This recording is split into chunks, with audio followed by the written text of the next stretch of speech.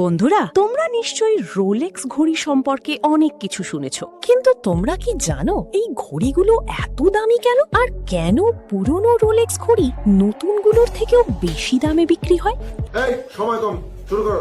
এর সবচেয়ে বড় কারণ হলো রোলেক্স ঘড়ির প্রতিটি ছোট ছোট অংশ হাত দিয়ে তৈরি করা হয়। এছাড়াও এতে সবচেয়ে উচ্চমানের মেটাল ব্যবহার করা হয়।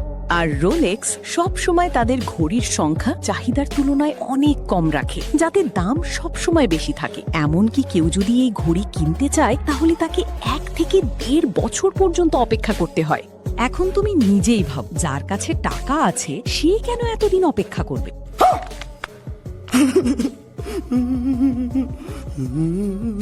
আর এই কারণেই পুরনো রোলেক্স ঘড়ির দাম নতুনগুলোর থেকেও বেশি হয়, কারণ সেগুলো ক্রেতার হাতে দ্রুত পৌঁছে যায়। Oh my God!